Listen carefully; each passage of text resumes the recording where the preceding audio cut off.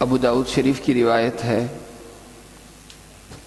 حضرت انس بن مالک رضی اللہ عنہ روایت کرتے ہیں کہ جناب رسول اکرم صلی اللہ علیہ وسلم نے ارشاد فرمایا، لما عرج بی ربی مررت بقوم لهم اظفار من نحاس يخمشون وجوههم وصدورهم فقلت من هؤلاء يا جبريل؟ قال هؤلاء الذين يأكلون لحوم الناس ويقعون في أعراضهم۔ جناب رسول اکرم صلی اللہ علیہ وسلم ارشاد فرماتے ہیں کہ معراج کے موقع پر میرا گزر ایسے لوگوں پر ہوا جن کے لمبے قد تھے، لمبے لمبے ہاتھ تھے اور لمبے لمبے ناخن تھے، اور وہ ناخن پیتل کے بنے ہوئے تھے، اور ان کے ساتھ عجیب معاملہ تھا کہ وہ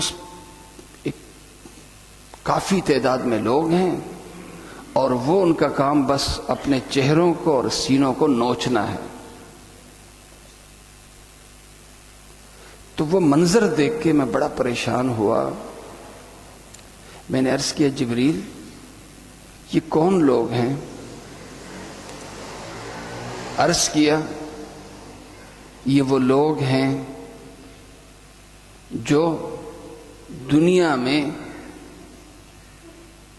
وقت گزارنے کے لیے، وقت پاس کرنے کے لیے لوگوں کی غیبتیں کرتے تھے، لوگوں کی کمیاں تلاش کر کے لوگوں کی کمیوں کی بنیاد پہ آپس میں گپ شپ کرتے تھے، اور یہ وہ لوگ ہیں جو لوگوں کی کردار کشی کرتے تھے۔ جناب رسول اکرم صلی اللہ علیہ وسلم سے حضرت جبریل امین علیہ السلام نے عرض کیا، حضرت یہ وہ لوگ ہیں جو دنیا میں لوگوں کی غیبتیں کرتے تھے، لوگوں کی کمیاں تلاش کر کے انہیں لوگوں کے سامنے بیان کرتے تھے، اور یہ وہ لوگ ہیں جو دنیا میں لوگوں کی کردار کشی کرتے تھے۔ کتنی بڑی سزا ہے کہ یہ سزا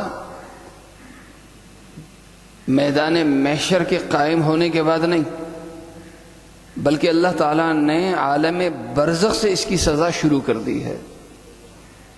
جس طرح بعض نیکیاں ایسی ہیں کہ موت کے ساتھ ہی اللہ تبارک و تعالی اسے جنت کے ثمرات یا جنت کے منازل پہ اللہ تعالیٰ بعض نیکیوں کی وجہ سے انسان کو پہنچا دیتے ہیں، جیسے شہادت کی نیکی۔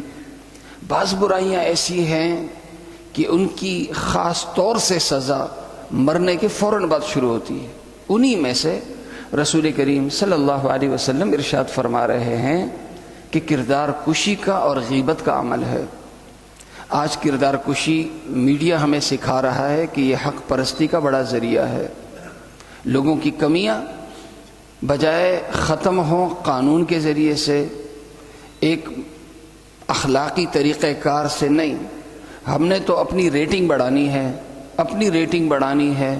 ریٹنگ بڑھانے کا سب سے بہترین طریقہ یہ کہ کسی ایک کو پکڑو، اس کا پورا ماضی ڈھونڈو اور پھر دنیا کے سامنے اس کی کمیاں بیان کرو۔ کمیاں بیان کر کے مقصود اصلاح نہیں ہے، بلکہ مقصود ریٹنگ کا بڑھانا ہے۔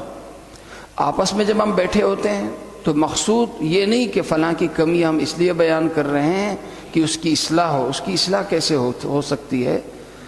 لیکن مقصود کیا ہوتا ہے؟ تاکہ وقت گزاری ہو اور اندر کی نفرت کو تسکین ملے۔ جب معاشرے کے لوگ اس نہج پہ پہنچ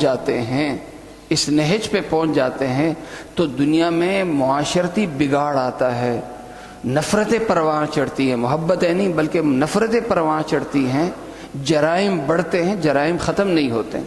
جب دنیا میں اس کے ذریعے سے ایک بڑا فساد، ایک بڑی تباہی، اخلاقی تباہی آ رہی ہے اس عمل کی وجہ سے، تو اللہ تعالیٰ اخلاقی تباہی لانے والوں کی سزا اللہ تعالیٰ مرنے کے ساتھ ہی پھر شروع کروا دیتے ہیں۔ اللہ تعالیٰ میری اور آپ کی حفاظت فرمائے۔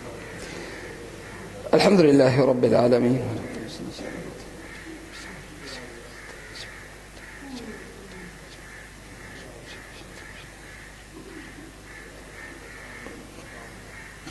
اللہ اللہ